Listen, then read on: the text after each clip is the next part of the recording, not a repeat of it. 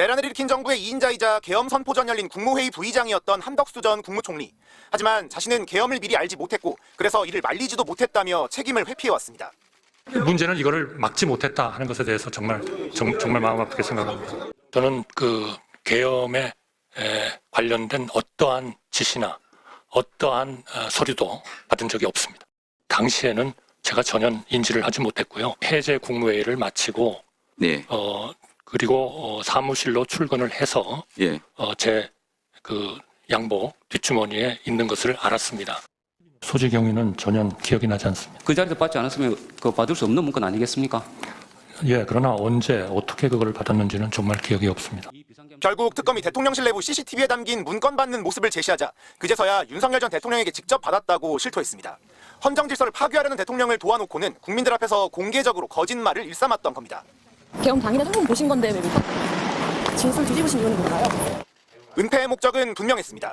한 전 총리는 권한대행이 대통령 고유 권한을 제한적으로 써야 한다고 주장해놓고는 내란 특검법엔 거부권을 쓰고 국회가 선출한 헌법재판관 임명은 미뤘습니다. 또 대선 관리가 마지막 소임이라고 밝혀놓고는 대통령 권한대행직을 사퇴하고 직접 대선 후보가 되겠다고 나섰습니다. 자신의 안위만을 위한 선택이었던 겁니다. 저도 호남 사람입니다. 서로 사랑해야 합니다. 아껴야 합니다.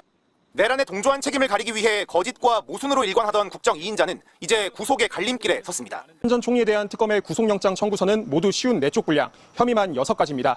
특검은 한 전 총리가 윤석열 전 대통령의 위헌적이고 위법적인 비상계엄 선포 과정을 막지 못했다는 것을 가장 문제 삼았습니다. 국무총리는 국회의 동의를 거쳐 임명된 만큼 대통령을 견제할 의무가 있는데 한 전 총리가 이를 행하지 않았다는 겁니다. 결과적으로 윤 전 대통령의 내란을 방조했다는 것이 특검 판단입니다.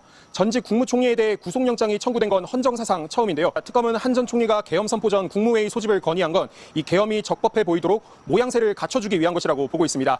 당시 윤 전 대통령은 회의 정족수 11명이 채워지자마자 회의를 시작했는데요. 한 전 총리는 아직 도착하지 않은 장관들을 기다려야 한다는 의견도 내지 않았고요.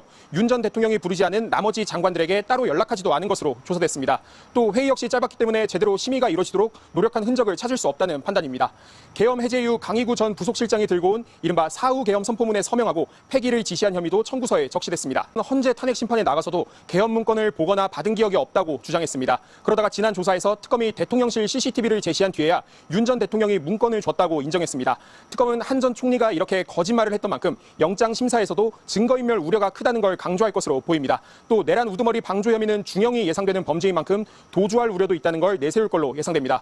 법원은 아직 한 전 총리의 영장 심사 일정을 밝히지 않았는데요. 이르면 오는 화요일이나 수요일쯤 열릴 전망입니다.